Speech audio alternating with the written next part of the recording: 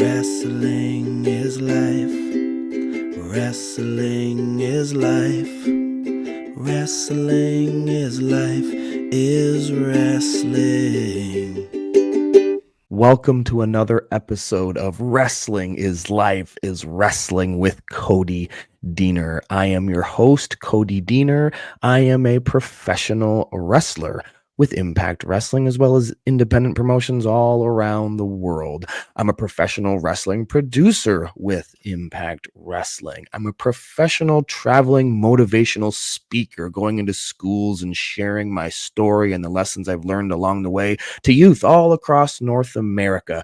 I'm a proud father of 4 wonderful children, and I am also a proud husband to a beautiful wife. And I am, as you know, a semi-professional podcaster. And I say semi because you got to be paid to do this, and I'm semi getting paid. How am I getting paid? By you wonderful supporters. This show is being brought to you free each and every week on your podcast platform of choice. However, if you have signed up to become a patron over at my patreon.com/Cody Deaner, then I thank you because you are supporting me and those numbers are growing each and every week. If you sign up on patreon.com/Cody Deaner, then you have already gotten this episode early and ad-free, as well as a bonus story from today's guest. If that is you, I need to say thank you.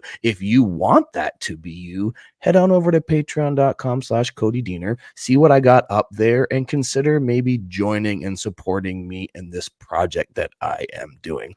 You can also support me by going to prowrestlingtees.com/Cody Deaner to buy a t-shirt, or go to cameo.com/Cody Deaner and get yourself a personalized video message from me to you. All right, that's enough shilling of me for now. Let's talk about today's guest.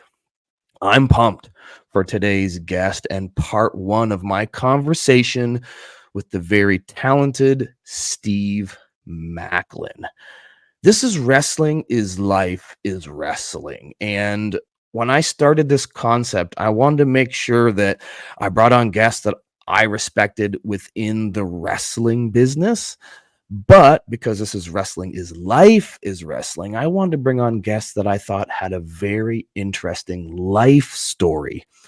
And a story where not only did they learn amazing and cool and interesting lessons about wrestling to share with you, my audience, but also life stories, real life experience outside the wrestling world that they could also bring to this conversation. And one of the men that I wanted to bring on this show, he was right at the front of my mind for this concept, is today's guest, Steve Maclin.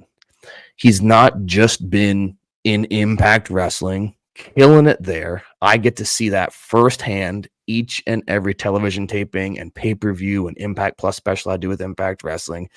He was also in the WWE, signed very early in his wrestling career. We're going to talk all about that. But this man has served his country. He was in the United States military. This man has gone to war as an infantryman. Like, he's been in real life war, and he has served his country proudly. And I wanted to dig into where that came from, that desire to do that. And we do in this conversation, and all the lessons that he's learned along the way. And I've said for many years, I've talked about the correlation between kind of going to battle in the ring with, your brother or sister, getting into the ring, and correlated that with actually going to war. But I've never been to war. So I've only been able to say that because of the people that I've talked to. So that is one thing that I asked Steve about is that a fair correlation to be talking about those in the same way? And what lessons did you learn when you were in the military versus the lessons that you learned in wrestling school and you're learning every day in the wrestling world? I think you're going to be surprised by the answer. That's just a teaser for today's conversation. So This is part 1 with Steve Maclin. Next week, we will have part 2. If you get to the end of today's conversation and you get to the cliffhanger ending and go, man, I hate when you do this, Cody. It's every week you got this cliffhanger and you're like, I can't wait till next week. Well, guess what? You don't have to wait till next week. You can go over to patreon.com/Cody Deaner and you can get the full conversation with me and Steve Maclin right now, early and ad-free on patreon.com/Cody Deaner. If you're a business and you want to bring more business to your business by me speaking about your business, let's do business. Go to codydeaner.com/podcast. Fill out the form. Let me know what you're looking for, and I will gladly advertise your business on this podcast. This chart topping podcast, by the way, we keep topping the charts, guys, in the wrestling category. We are moving on up. And I just want to say thank you to all of you who've been supporting me, whether that's through my Patreon or my Pro Wrestling Tees or Cameo, or you're supporting the podcast by taking a screenshot of yourself listening to it and putting it up on your socials and tagging me at Cody Deaner. Again, I say this every week, but I want to make sure that I always do. I want to say thank you because I wasn't sure about jumping into this podcasting world and how it was going to go and how it was going to be received and if anyone was going to even care or like any of the conversations or ideas that I had to offer. And I have quickly learned that a lot of people do like what I have to offer. So if that is you and you've been sharing and liking and listening every week, thank you so very much. I know you're going to love today's guest and today's conversation. Let's get to it. Let's do it. Let's get to part 1 with my friend, Steve Maclin.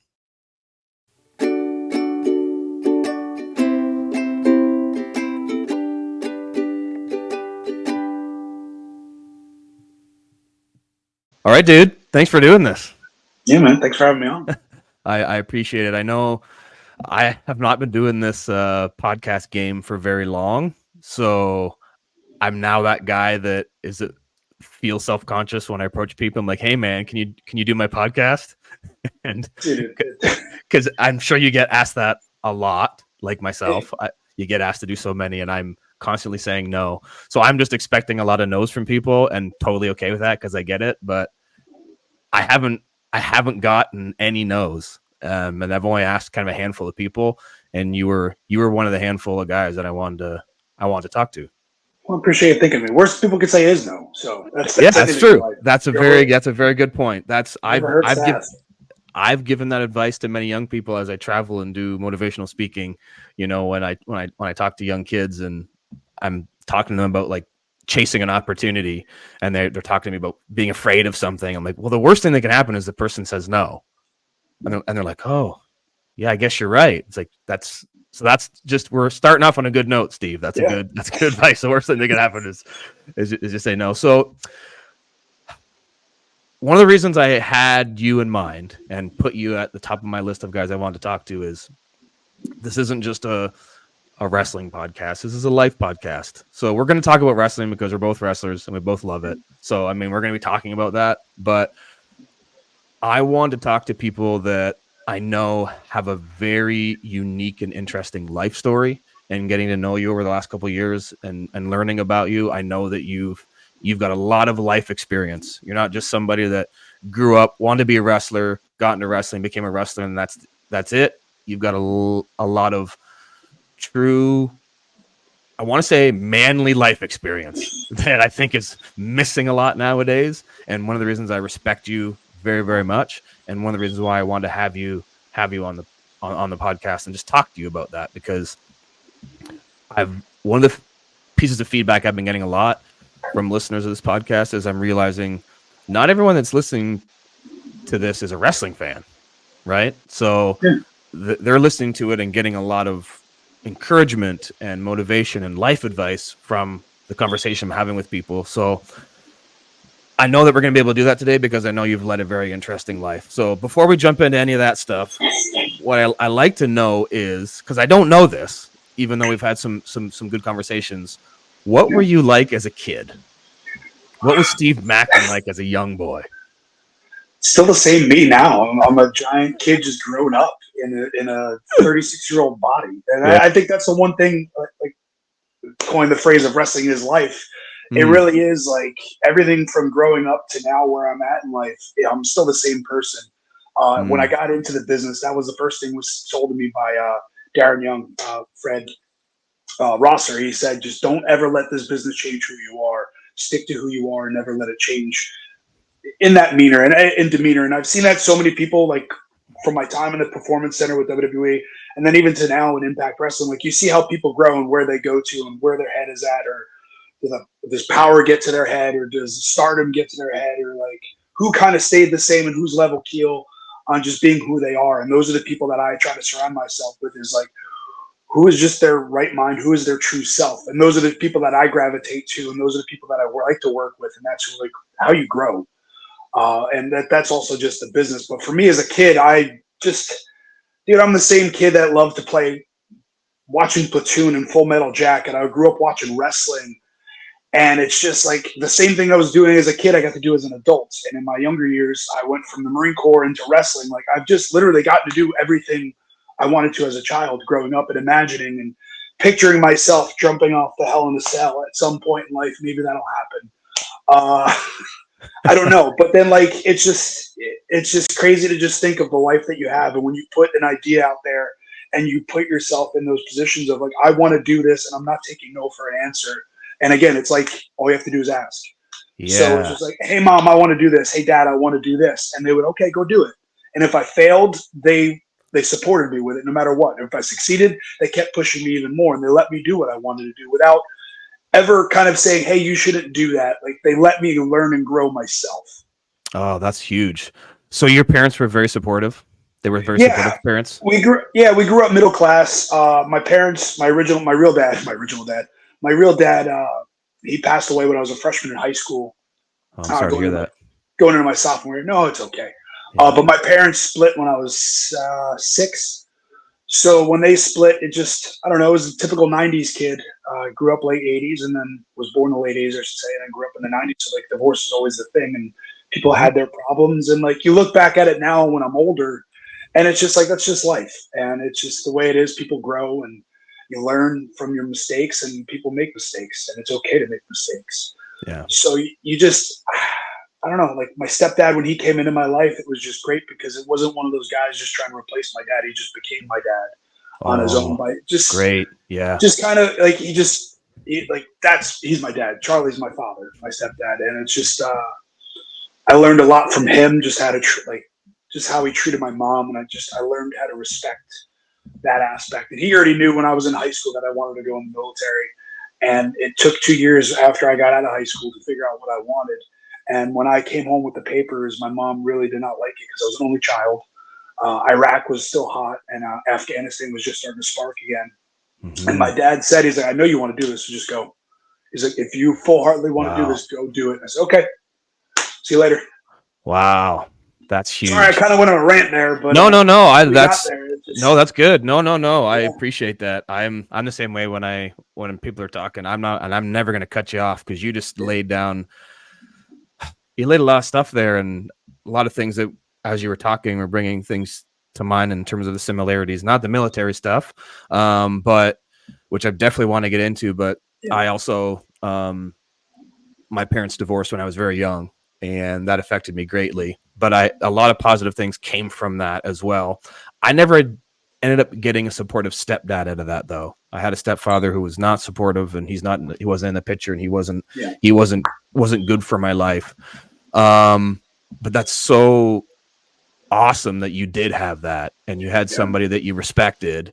And would you say that he mentored you in any way? Did he become a mentorship figure to give you that push? Because I, as a dad, I have 4 kids, so I'm just trying to put myself Yeah, in Charlie. You said his name was right. I'm trying yeah, to put myself but in Charlie's position and to have my kid come to me with this. This is what I want to do. The most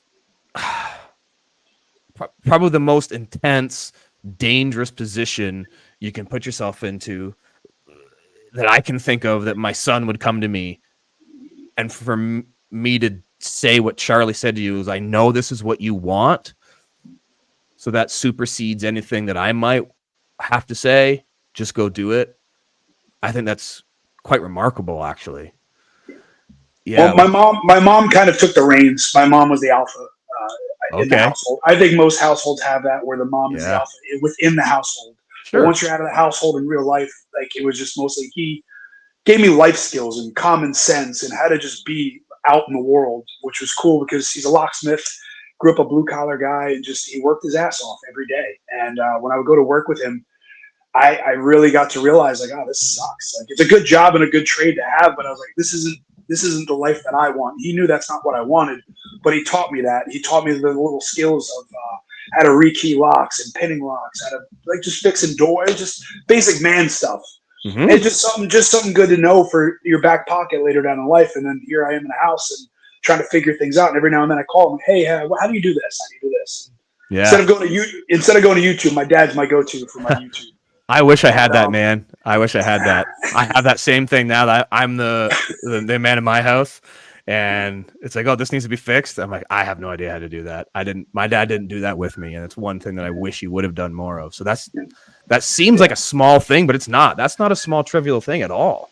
No, it's life skills, and it's like what you pick up from people, and it's just any mentor. Like growing up, like not even just having my dad. Growing up playing football, like I had football coaches from my best friends growing up. Their dads were like my mentors too, because my mom and dad were at work. So here I am being left with you and learning how to just be a man and learning how to be tough and being a gritty kid, because I wasn't always the biggest guy, and that's where a lot of it came to, a small town in Rutherford, New Jersey, of just being the not so rich town in that area, even though it's a rich town now. But growing up, it wasn't the rich town, so it was just a lot of gritty kids, and we grinded away, and that's where we kind of learned how to hit hard, how to just not talk back, but just to keep doing and keep going out and making the work be your shit talking in a way.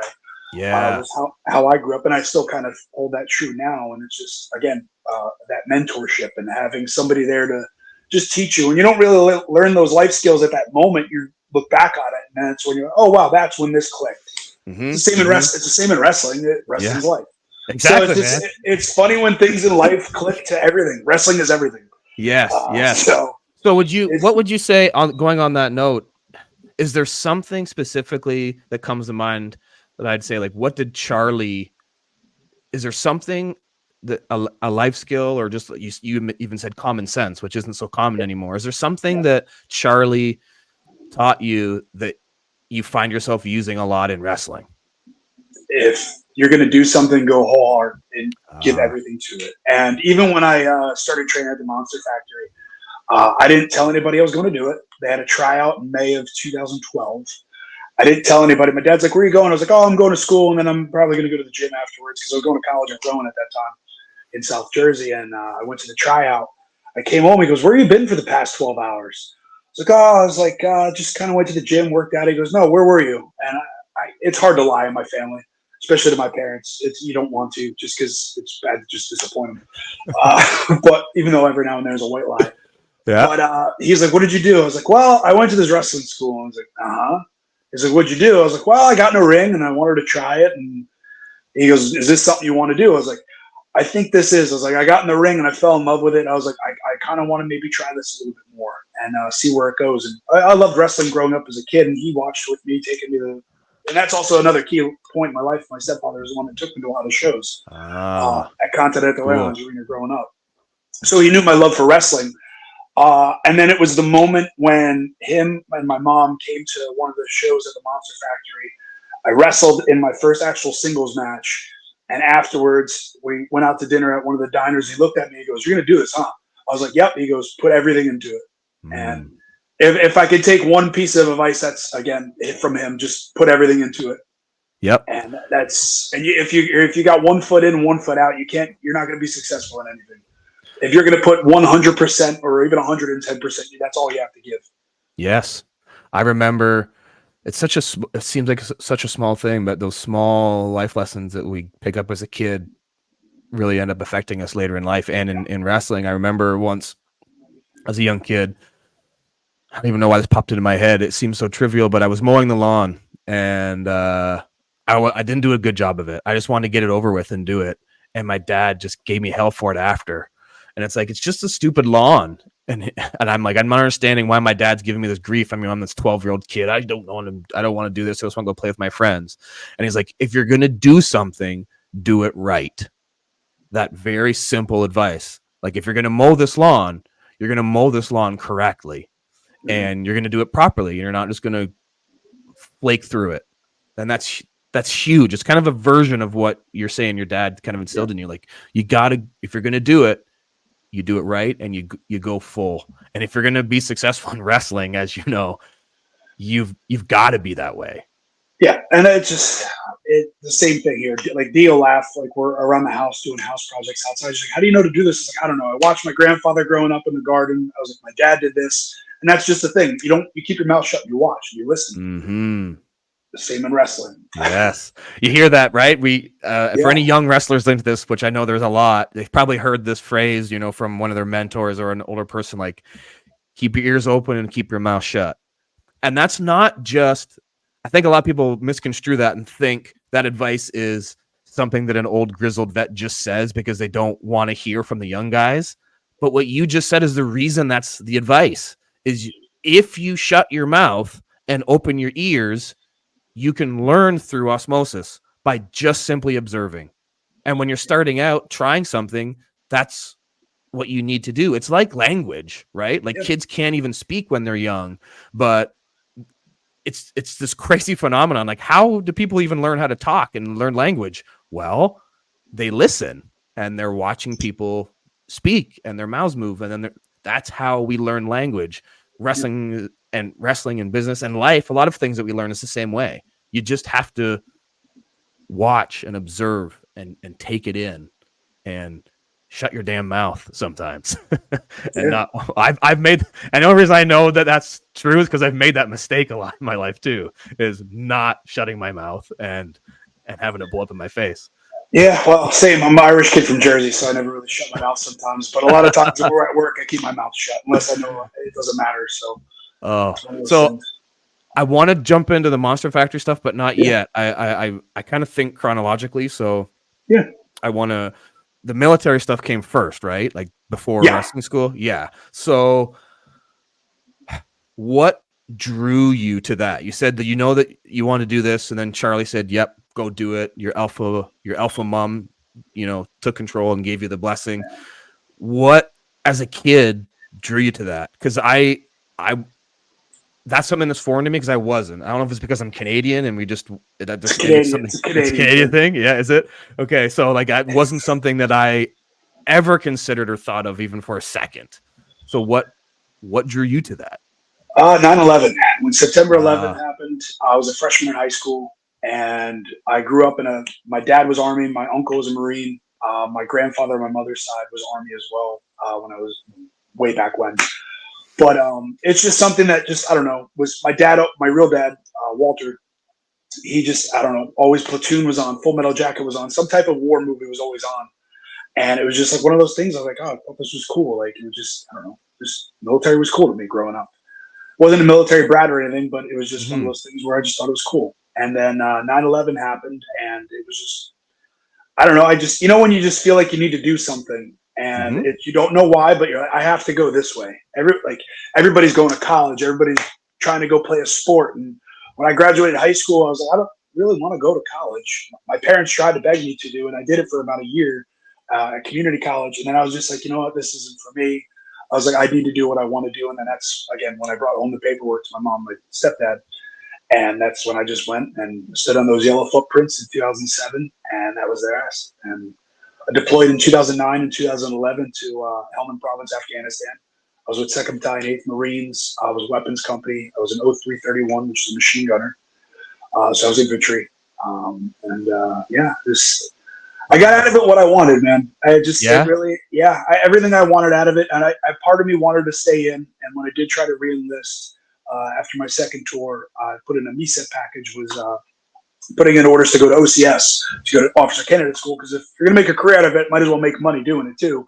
And that's where the money side is. I wanted to learn that officer side because I had a good mentor in Lieutenant Morrow, who's still in. I don't know what rank he's at now. He's probably friggin' colonel.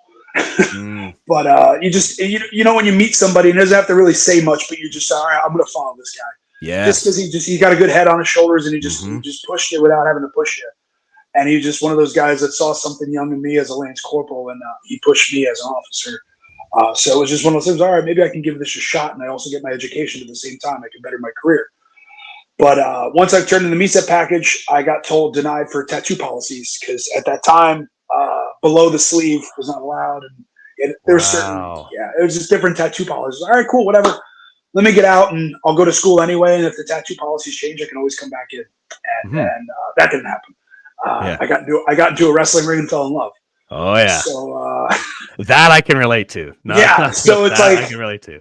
Yeah. Yeah. So the Marine Corps is it's what helped mold me even more as a man. It made me appreciate the little things and just appreciate just life in general. And again, more instilled in me to just give every bit of it and commit. Not always commit to something. If you're going to commit to it, you got to worry about other people now that are to left and right of you. And it's the same with a family. You got 4 kids, your wife. Like that's your purpose. My purpose then was to make sure everybody got home that is to the left and right of me. And then now in wrestling, it's the guy that's across from me, and it's whoever I have to help in a match or get through a match and make it back when I'll make money.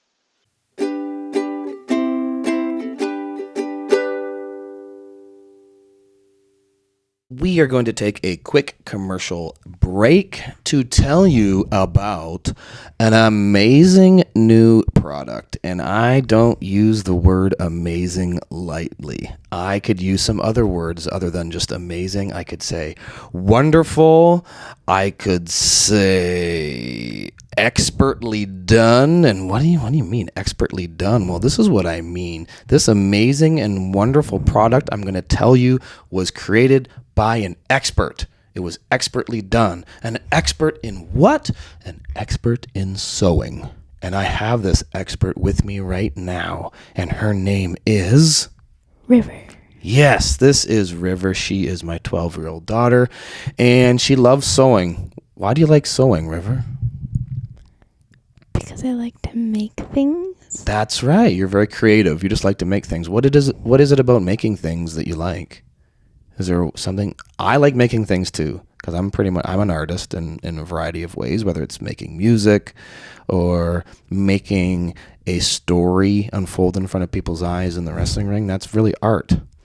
What is it about making things that you like? It's kind of a hard question, really. It's fun. Okay, it's fun. You always want to do what's fun. Yeah, and it's more fun if you can give it to people. Oh, wow. That's an interesting answer. So, you're right. That's why I am making this product. And what is this product? Belt bags. Belt bags. So let me just tell you a quick story of how this came to be.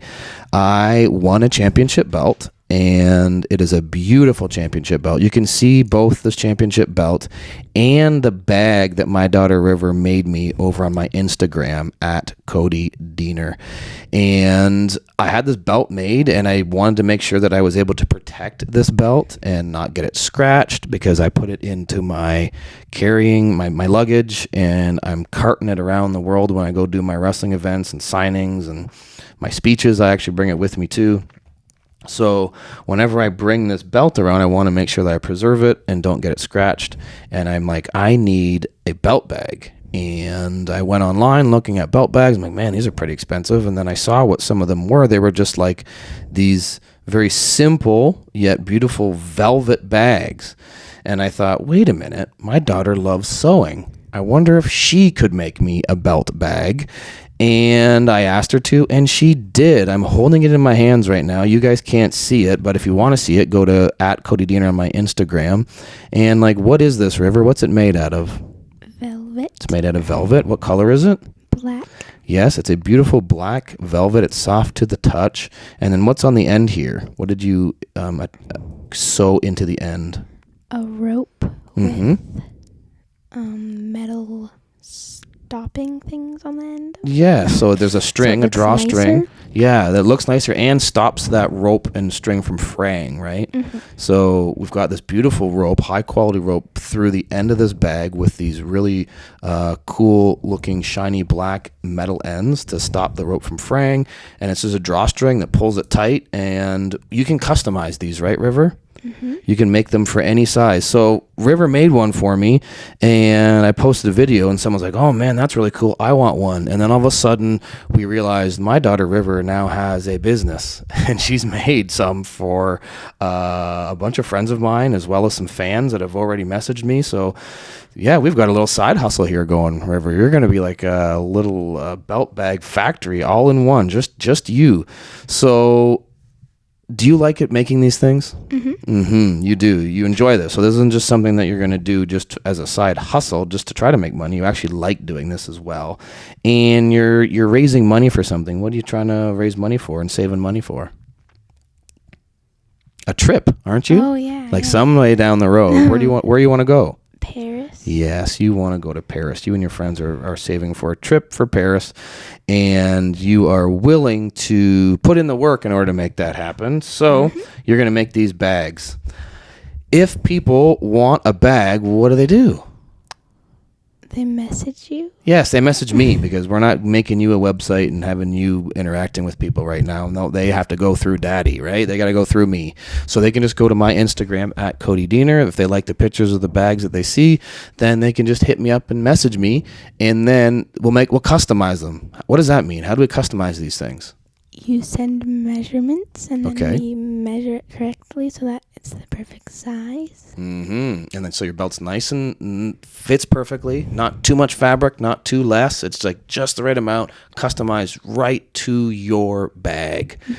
We can also put other things in the bag too. I just had a wrestler message me about wanting to have a bag for their mask. So there's all kinds of things that need to get protected that us wrestlers carry on the road. So if you want a belt bag or a mask bag that's a high quality black velvet, custom made by my daughter River, then just go to at Cody Deaner, and I will send that message on to my beautiful daughter, and she will get it made for you. What are we going to call your company? River? Just River? Yeah. I like that because it's such a beautiful name that I don't even think we need to fancy it up anymore. You can just get your belt bags made by a company named River. Yes, and she'll make you a bag. So let's hope that you get lots of orders, but not too many orders, because you're still a kid, right? Yeah. You don't want to spend all your life just sewing. No. No. We'll have to manage this. If all of a sudden we get 5,000 belt bag orders tomorrow, then maybe we'll just have to say no, or we'll have it ready for you in 5 years. 5 years. Yes, we'll give us 5 years. Do you want to say anything else to my listeners before we go, River? Anything about I'm not sure. You're not sure? You're just too humble. That's your thing. You don't even need. You're not even gonna try to sell them. Your daddy's a salesman. You're just sitting there smiling and knowing that you're really good at what you do. Tell them that you look forward to making them a beautiful belt bag that they can enjoy for years to come. I look forward to making you a beautiful belt bag that I hope you enjoy for years to come. There, wasn't that great? That sounded much nicer coming out of your mouth than mine. Can you say bye to my listeners, River? Bye.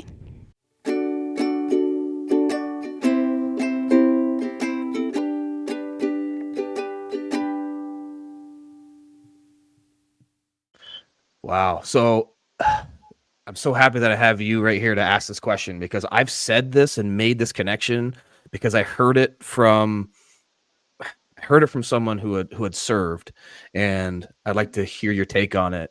Is they said there's so many similarities between wrestling and the military and the brotherhood aspect of it, because and football as well. This person also played football. Yeah. I can relate to wrestling and football being the similarities. I don't have the military, but you can let me know if there's the similarity here. Is the similarity is if you don't commit, like you said, and you don't do your role properly, the other person's life is on the line.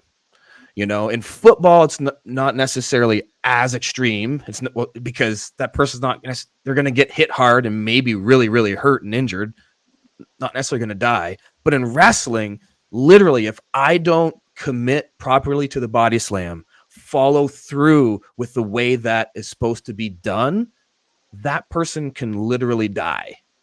Right. And there's very few things in life that are like that, you know? So if you don't play your role, commit, do the job correctly, the way you've been trained to do, other people's lives are on the line.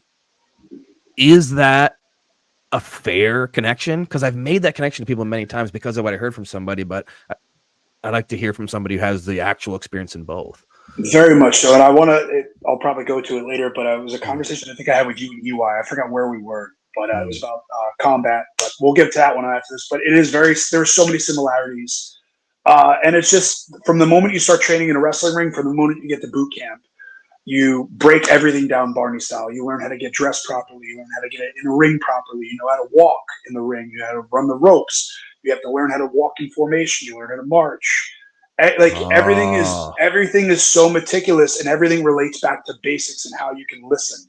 It's the same in wrestling. You have to be able to lead somebody and also be able to follow somebody as well. Because when you're green, that's all you know. You don't know better. And that's also one of the things too I used to hate in the Marine Corps, when people would skylight somebody and just to look better in front of higher ranks. It's why are you doing that to somebody when they don't know any better? Unless they are legitimately fucking up on purpose, then you know. But in a wrestling ring, when something goes wrong and then you go to the person, you don't have to scold them. They don't know better. And I never, that's one of those things I never understood that takes similarities to as well. It's hey, are you okay? What were you thinking? What was going through your head? What did I say that needs to be articulated better for you? How could I make this easier to sound to you? This is what I was thinking. What were you thinking? It's the same. It's the same in the military. Very much so in the military. It's no, this is how it is by the book. Wrestling, it can change. That's where you can have your different flavors. But it also still comes down to the basics of learning how to run the ropes, learning how to do a hip toss properly, arm drag, drop down, get it again. It's just the basics is always the fundamentals is the key thing to survival in the ring, and it's the key fundamentals to also combat. It's just how it is, dude. That's so good. I got to add that when I do seminars, I just did a seminar recently, and I was talking to some young guys, and this is when you see the young guys who are really excited, and they immediately want to start painting outside the lines, right? They're I don't want to paint by numbers. I want to do this because this is different. I want to go outside the box.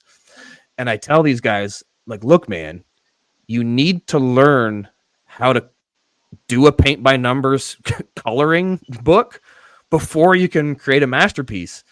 You need, or same with music, for example, you need to learn how to play the chords, the basic chords, before you can write a masterpiece and kind of start to go outside the box. You need to learn the formula first before you start going outside the formula. Otherwise, you're not going to do it right. The fundamentals are so key. You learn those, then you can start playing with it. But if you don't get those core fundamentals first, this quote unquote masterpiece that you're trying to create is not going to go well. No. And there's so much more that goes into it, and it's basic math. You need to know what 2 + 2 is. You got to know what 2 - 2 is, and then you get to algebra after that. And then you get to that's where you keep building. You got to look at what you're building on the foundation, how you were talking about foundation. If we can even go back to you're learning that foundation of learning to commit to something, you give every bit of it. Well, you have to break it down to where you have to be if I'm going to commit to this, I have to start here. I started wrestling at 25. I picked it up pretty quickly. I'm very proud of myself for that. But it's also where I take a lot of the military side of it and playing football in high school and amateur wrestling in high school. All right, I was athletic enough where I can figure this out. But then the hard part is how to work a crowd, how to where are we going to do a move here? How can I change this up? Oh, you're cut for time. What do we got to do here? Yeah. And to relate it back to the military, it's all right, cool. You're going on a patrol and you're going 3 clicks down the road. All right, we hit an IED. Now what? It's the same in a wrestling ring. Hey, we're going out. You got a 15-minute seg. You go out the curtain. Hey, you got 10. Yeah. So it's one of those things. You just hit a bump in the road. You got to know how to react to it. You got to know how to adapt to it. Dude, there's so many similarities. Dude, you're hitting on so many that I never thought of before. I've only ever used the one. This is amazing stuff. So as you were just speaking, it just kind of this thought popped in my head that I never thought to ask you before. you see, like you have very strong fundamentals. It's something that I've noticed about you since the beginning. The first time I saw you work, I'm like, man, this guy's got solid, strong fundamentals. And we both know it's from repetition. And then I learned you're in the military. I'm like, okay, that makes sense. So a lot of the way you move and the things that you do in the ring completely makes sense. And I can watch that and see, okay, that's military training. However, you just said in passing as you're talking, learning how to work a crowd. Where does the showmanship aspect of wrestling come into your life, and where do you learn that or pick that up? Because that's what takes somebody from just being, a good hand or carpenter, as they might maybe say back in the day, to being, okay, this guy can be a player, he can be a main event, and like yourself, you can become a world champion. Where does that come from for you? I would say my time during NXT, when I was having a little bit of a singles run before Blake and I started tagging, and I finally just started to gain my confidence. I was being booked on all the live events, and I was having a good time, and I was just enjoying wrestling. And I was, all right, what do I need to do? I was like, I'm going to give it all out. This is the character I'm going with for television. What do I need to do? And they just keep doing what you do. Okay, cool. I'm going to go out and try to have the best match possible. Just wasn't working. And then Blake and I, he came back from one of the tours that was like Australia, Japan, and he goes, hey, he's like, you really want to like tag? Because we've been talking about it. We rode together. I was like, yeah, man, let's fucking do it. Like, this is where our bread and butter is, because at that time in NXT, there was no tag teams. All the independent guys were coming in as singles wrestlers. And then once we started tagging, we were just having fun. Me and my best friend are just hanging out. We're joking. We're cutting fun promos. We're cutting serious promos. We're going out and having matches, and we're just having fun. Where it was just like, I cared less more of the perfection of a match. Mm-hmm. And I just said, all right, whatever. It's either going to go really good or it's really going to go bad. It's going to be one or the other. There's no in between. Like, there's an okay, but then to me, an okay is bad. I'm like, all right, no, It's got to be really good. So it just was just letting go of just trying to be perfect in everything we did. And like, that's where having fun with the crowd and let's go out tonight and try to let's audible and not even touch for 10 minutes. Let's see how this goes in Ocala, in Lakeland, and like these smaller towns and these venues. And then we would just sit there and it was fun. Like, Blake's like, what are you doing? Like, I don't know. Let's just go with it. Like, it's just one of those things where you just have fun. And I think that's where I finally like got more confidence of being able to work a live crowd. And obviously from television, it's different. You can go to the crowd here and there for television, but you don't want to. The camera is where all the TV is, where all the fans mostly are. That's where they make their money. But live crowds, man, that's why I love the indies now. Like, it's same. Indies, everybody's going out trying to have their gift matches and their Dave Meltzer style match, which there's nothing wrong with that at all. Like, go ahead, please. That just makes my job easier to just now go out. I'll jaw jack, get my little bit of a heat, and we'll have a good match. So it's fun. Isn't this true? As you were just saying this, like, I find this is true in life and in business and in any kind of thing you're trying to strive to succeed in. I think there's something about trying too hard and overthinking. I think that ends up stumbling a lot of people up because they're like, they get in their head and they're like, okay, it's almost like they're like, okay, I've been told I have to be a fun character. We'll talk about wrestling. I've got to be a fun character. So what would a fun guy do? And then they start to think and they're trying to portray a fun person rather than, hey, here's an idea, go out and have fun and just be authentic about it. And then people are drawn to that. I was lucky enough. I learned that really early on and realized, wait a minute, the more fun I'm having, the more reaction I'm getting from the audience and the more fun that they're having, and it becomes contagious. And I think that's true from business leaders and people that are trying to start something, whether they're entrepreneurs, because we're that as well, because we are our own business, right? Mm-hmm. We've learned that, hey, if I actually just relax here and not try so hard and overthink, then success can come quicker. You see what I'm saying? No, I'm with you. Yeah. It's not even a question. I guess I'm just making a statement. I'm just saying, you know what I mean? But like, it's kind of just worrying about what you can control. And like what you can control is how, in wrestling or in life is just how you look, how your health is, how your family is, keeping a roof over your head, the basic, just normal life things. Like, You have a job. You go out and you work hard. That's all you can go do. Whether you get a promotion or not, that depends on the company. Obviously, you have to push sometimes. Like, hey, what are you doing? I'm working really hard. Like, this person kind of. It's just one of those things. Sometimes you have to push, but a lot of times it's just like, just go do you. Like, you just got to be you. And That's good advice. I like what you just said too. It's about what you can control. I say that all the time. Like, I'll get a little personal here. Like, for my wife, for example, the world's crazy for the last number of years, right? Like, our world's all got flipped upside down, and my wife was really worried about different things, and she would get really stressed. And I was constantly telling her, like, honey, let's just worry about what we can control. Because all the things that you're worried about are things that are outside of our control. To stay sane, let's just focus on the things that we can control. And from a wrestling context, this makes me think, a lot of us wrestlers, because we get into our head, right? And we're like, man, I'm not getting the push, or I'm not getting the creative that I want, or I'm not getting viewed or seen in a certain light the way that I want, and all of those things. And I've said to those guys, and had to say to myself when I get into that position, it's like, wait a minute, I can't control any of those things. What can I control? Yeah. Well, I can control this crowd, which is the best high in the world. And that's the positive thing I can focus on right now is, you know what? I can't control what the quote unquote office is going to do, but I can control, because I'm really good at it, what these people are going to do and how they're going to respond. So I'm going to focus on that tonight, and I'm going to control these people and manipulate their emotions and do what I do, because it's the best feeling in the world, right? Yeah. Just focus on what you can control. And that's the thing. Once you're out that curtain, it's game on for I'm in control of my own situation.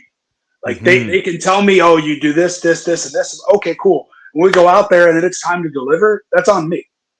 Same for us. And like, you've produced a few of my matches, like, where it's just one of those things that, again, back to overthinking. I want to say it was the 6-man we had, where I think I had to give a look back where I screwed over on the finish, or I tapped too. Yeah, it was when I tapped too quick with Kushida. And that was like the creative, like, how are we going to get this shot, or what are we going to do here? And you and I are just sitting there thinking, and I'm like, all right, let me go think for a little bit. And then I'm like, of course, you and I have our minds going back and forth. Now we're both overthinking of the situation. How are we going to get the camera shot? How are they going to get the out shot? And it's just like, why are we worrying and stressing about that? Just let me turn, and I'll stand there. That was yes. It's just, don't even overthink it. And it's for anything. We're always going to overthink it, because we want to make it good. Like, we want to do something so well. And that's true, for sure. And we want to make the boss happy. We want to make everybody have good business in what it is going on in the ring. And then just in life in general, you want to make your family happy. You want to make the most money so you can buy everything under the sun for your kids, or for your wife, the dogs. But it's just, sometimes you can't do that. And you got to wait. You got to be patient and control what you can.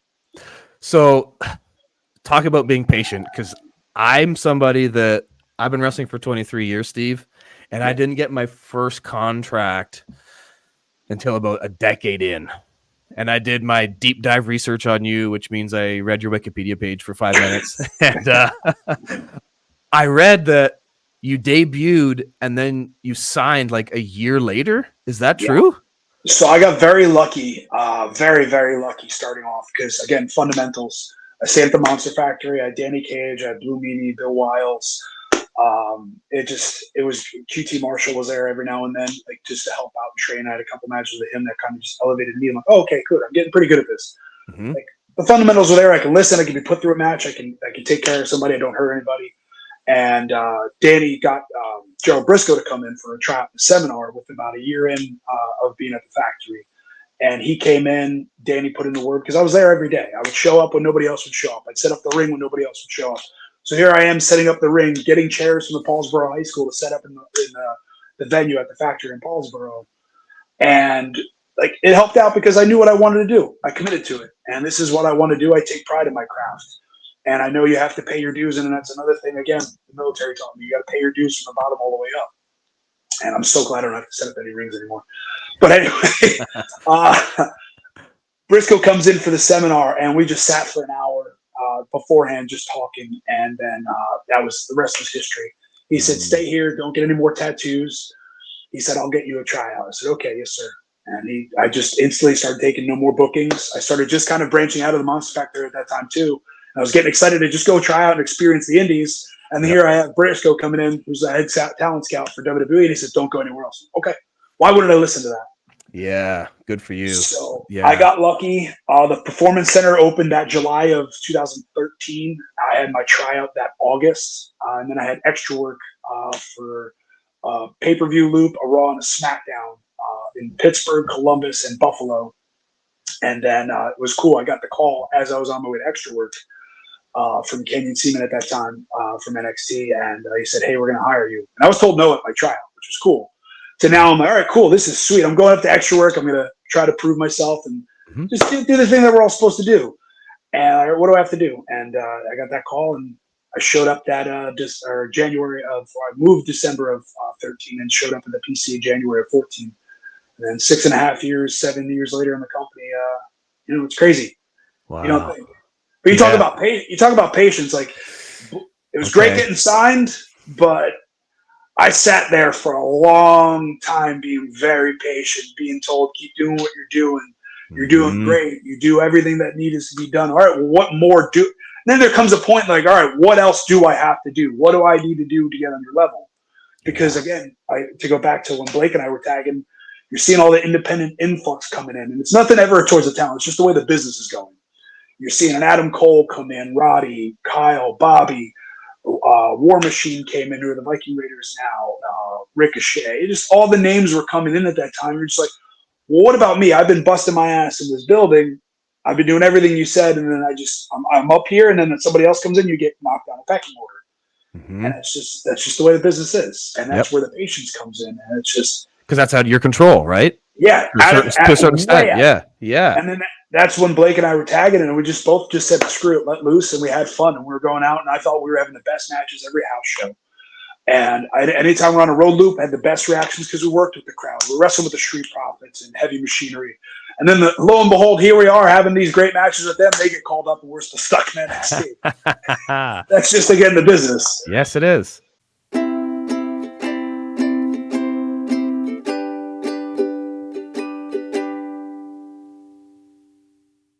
We are going to stop right now. This is the end of part 1 with Steve Maclin. If you got something from today's conversation, and I know you did, I know I did, this is why I wanted to bring Steve on here, guys, because Maclin is insightful, he's inspiring, and this guy has led a super interesting life, both in the ring and outside the ring. If you got something from today's episode, let us know what it was. Tag me and Steve in it. Put it up on your Twitter, on your Instagram, your Facebook, whatever, and we'll make sure that we see it, and I'll be happy to share it on my socials. I appreciate you guys listening to this podcast each and every week, and I appreciate those that are reaching out to me almost daily and telling me what they're getting from this podcast. This is why we do this, guys. I knew that from me speaking to the people I'm bringing on here as my guests, that the correlation between their life and their wrestling world and passion, I knew that if I collided those two things and we talked about the lessons that we're learning, that wrestling fans are going to get something from it. And I've proven that to be true because I'm hearing from you guys in each and every week, and I just want to say thank you. If you don't want to wait until next week to get part 2 of this conversation with Steve Maclin, you don't have to. Right now, go on over to patreon.com/Cody Deaner, and you can listen to the full conversation with me and Maclin right now on patreon.com/Cody Deaner as well. So really cool bonus story. It is a hilarious and awesome story of when he was in the military, but how his love and passion as a wrestling fan, as well as some of the guys that he was serving with that also loved wrestling, an interesting little thing that they did while they were serving overseas. Just go listen to it. And you can listen to it right now over on patreon.com/Cody Deaner. Really cool, never before heard story that Maclin shared with me. And I want to thank him for sharing that and for sharing all the lessons that he's given us to think about today. Thank you, Maclin. Can't wait till next week, part 2, wherever you get your podcasts. Other ways to support is by me, and this project I got is prowrestlingtees.com/Cody Deaner or cameo.com/Cody Deaner. If you want to see me live and in person, I haven't done this on the show yet. I want to start doing this because there's a lot of people that listen all over the world. I have major listenership in Canada, my home country. Thank you to all my fellow Canadians. I got major viewership and listenership in the United States. Again, love you guys. Thank you. But as well as all over the world, when I see my analytics and see that there's people in Russia listening to this right now, there's people in Italy, in Sicily, there's like, man, it's just, I see this list, I'm like, what? In the Netherlands, there's people all around the world. I just want to say to my international listeners, thank you guys. You guys rock. I appreciate you. But I haven't done this before. What I was saying is I want to tell you where I'm going to be live in some of my upcoming events, both wrestling and speaking. So wrestling, I'm going to be coming on up September 22nd and 23rd. We'll be doing Impact Wrestling tapings in Memphis, Tennessee, Memphis Mayhem. If you want to go check out those television tapings in Memphis, then go to impactwrestling.com right now and get your tickets. September 24th, I'll be in St. Catharines, Ontario for Crossfire Wrestling. September 30th, I'll be in Guelph, Ontario for PWA Wrestling. And on October 7th, we have the huge, big, gargantuan, enormous 30th anniversary of BCW Border City Wrestling in Windsor, Ontario, where I have been the BCW Can-Am champion for a very long time. And come on out on October 7th and see who I'm going to be defending my BCW Can-Am championship against. You can also see some amazing special guests that they have lined up, one being the one and only Olympic gold medalist Kurt Angle. Yes, he will be there at the BCW 30th anniversary in Windsor, Ontario on October 7th. If you want to bring me to your independent wrestling show, I'm available, guys. Just go to book Cody at CodyDeaner.com. That's book Cody at CodyDeaner.com. Drop me a line. Let me know where your independent wrestling event is, and I will share my love of independent wrestling with you and your love and your fans. Hit me up. Speaking, I say at the beginning of every show, I'm a traveling, motivational, professional speaker. Let me tell you where I'm going to be on September 26th and 27th. I will be in 4 different schools in Kitchener, Waterloo, Ontario area. If you're somebody from that area and you want to bring me to your school around that same time, hit me up. You can go to chrisgrayspeaks.com. That's CHRISGRAY speaks.com. And you can see all my speaking topics and things that I can offer your students and your youth in your community. That's not it. On September 28th, I'm going to be in Ingersoll, Ontario. And then I'm going to hop on a plane at the beginning of October. For October 2nd, 3rd, and 4th, I'm going to be in Calgary, Alberta, Canada. I had to say that like my buddy Lance Storm. I'll be in Calgary on October 2nd, 3rd, and 4th, and I will be in 5 different schools over those 3 days, maybe 6. I got to look at my calendar again. Man, I am busy, but I'll be in Calgary. I'll have to go check out the Heart House again. I've seen it before. Every time I'm in Calgary, I go and make a special visit to the Heart House because that's the cool thing about my job. When I travel around, I speak, I share stories. But I always go and try and experience something. I've been to Calgary before. I love going to Alberta to speak. I will be there again. If you live in that area, you know someone who lives in that area, and you're like, hey, wow, Cody's going to be in that area speaking. Let's do this. Why don't I suggest that he goes and speaks at my kid's school or my cousin's school or whatever? You know, somebody in the area, hit them up. Tell them to go to chrisgrayspeaks.com and they can learn all about my speaking career. Or you can also just go to CodyDeaner.com if that's easier to remember, because CodyDeaner.com has a link to my speaking page and all about my speaking career. You can go there as well. All right, that's enough. That's enough of me letting you know where I'm going to be. Enough of me shilling. Let me do one last shill, and that is for next week's guest, which is again going to be Steve Maclin. I can't wait for part 2. I know you can't as well. That brings us to the end of this week's episode. We will see you guys next week for part 2 with Steve Maclin, for Wrestling is Life is Wrestling. We'll see you next week, guys. Wrestling is life. Wrestling is life. Wrestling is life is wrestling.